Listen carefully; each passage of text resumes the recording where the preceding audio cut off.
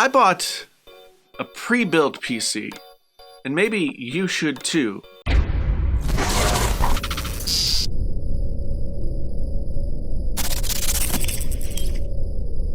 there friends on YouTube, my name is Jason, sometimes known as the JTL. How you like the haircut? Did it all myself. This is your first time here, well then you didn't know I got a haircut. If you've been coming around for a while, then you might be somewhat surprised. But every once in a while, I feel like my hair is just attacking me, so I cut it all off. So I bought a pre-built computer the other day. I had a perfectly serviceable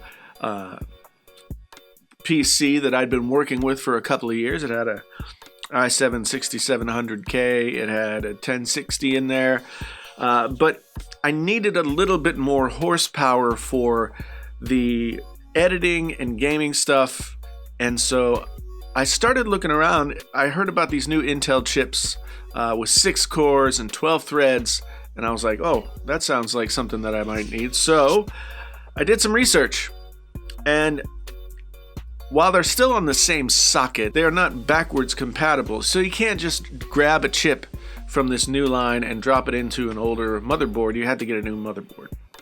I'd also been wanting to up my graphics card game to help with rendering video as well as rendering video games, because I'm getting back into playing video games a little bit more.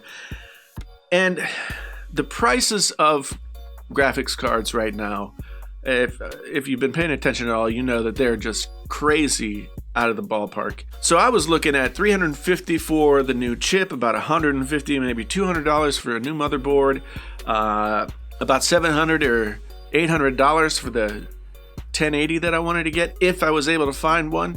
And at that point, I was spending about as much as I was getting over into the buy a new PC category anyway. So I looked around, and at first I grabbed an Alienware R7. It had a 1080. It had all the kind of bells and whistles that I was looking for. One thing I like about Alienware computers is they have like gobs and gobs of USB ports on the back. But the one thing it didn't have was the 8700K. My local Best Buy had an 8700, but I wanted that K model. I wanted to do some overclocking and such. I went back to Best Buy and I looked around and I found that they had this. This is the iBuyPower Trace 941. Now, let me tell you a little bit about this guy. So it comes with a Gigabyte 1080. It's the Gigabyte WindForce 1080 that's overclockable. That kind of surprised me, because when I had bought pre-built PCs before, they were kind of off-brand or like lower end. This is a pretty decent card in here. It's also got a Gigabyte motherboard in there, the Z370P D3, which isn't the most beautiful card in the world. It doesn't have a ton of extra bells and whistles, but it's doing what I need it to do. The thing came stock with a water cooler, which I'm sure is not super awesome, but it's a water cooler. RGB lights built in. The one thing I like about RGB lights that are built in, these guys have, so it's got under the carriage, it's also got above in the top, and they are actually underneath a white diffuser. You don't get that harsh spotlighty effect that you get with a lot of other less expensive RGB strips. Now, the last time I looked at an RGB strip in a pre-built computer, it was just a little strand of like 12 inches long with some LEDs in it.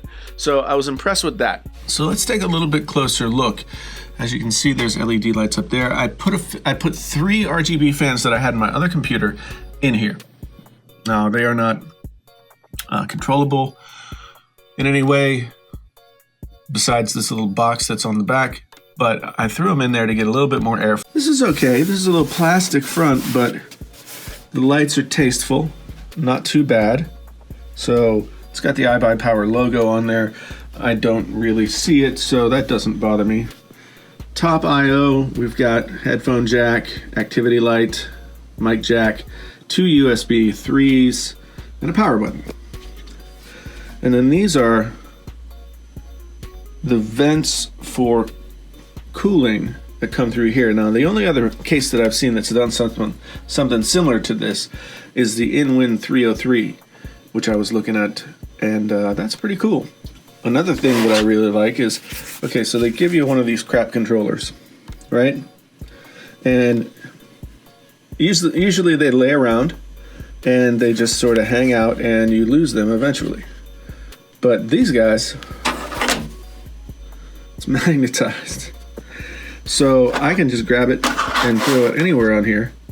And since it's on the back side, I'll never even know. It's pretty darn slick. So the I/O, as I said, is decent but not great. I had to use an extender for some non-critical USB stuff. There's the water cooler that comes with it. It is, as I said, probably not the best, but it's push-pull, 120 millimeter fans. And one thing I really like about this compared to the PC that I built myself is this thing is quiet as hell. My other PC would ramp up and down and just really kind of be noisy. So it's nice to have this one that's quiet, especially because I do a lot of audio recording as well as video stuff. So you might see in there my Samsung 960 EVO M.2 drive. That I pulled over from my other system, and I figured I'd just put it in there. I also pulled in this RAM, so I've got some Corsair Vengeance LP 3000 megahertz, and then some Corsair RGB that's also 3000. So I got some high-speed RAM running. That's good. That's good. Down here, the hard drive. This is the hard drive that the OS was installed on when I brought the computer home. I'm now using that, which has my OS installed. I have over here a Samsung 850 EVO that I'm not using currently. I have Mac OS on it. I might try and do the friggin' Hackintosh thing again, but I'm not sure. I'm not sure because I've not had successful tries with that so far. And here you see the connectors. Now the connectors are all sleeved in black mesh, which I think is a nice touch. There's no ketchup and mustard visible on this guy.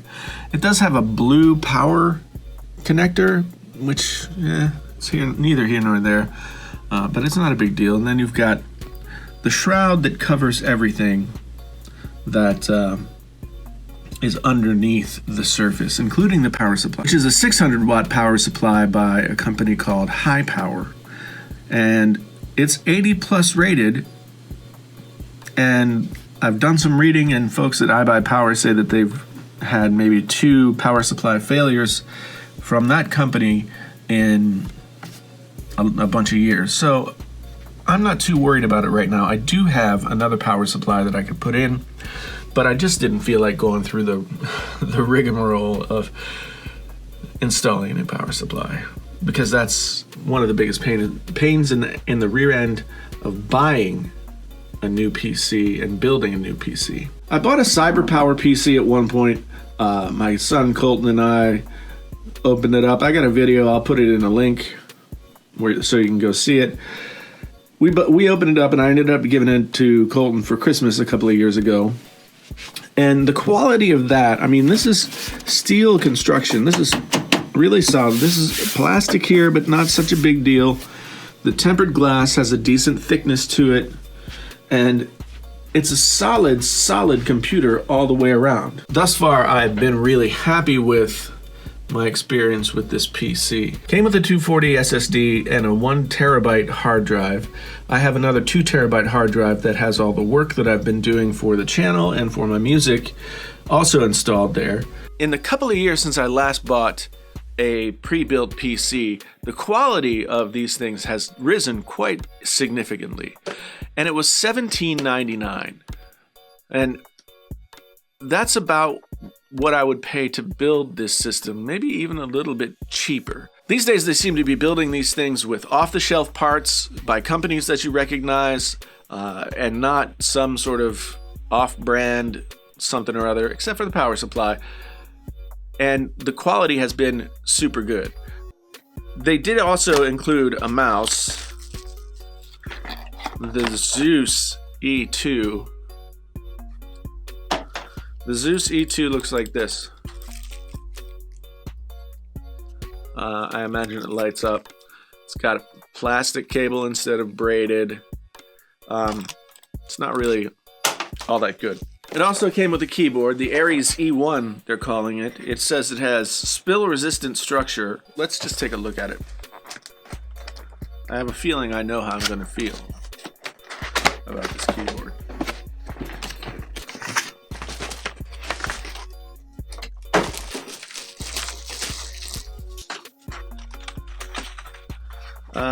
Pretty cheap feeling plastic, definitely membrane keys.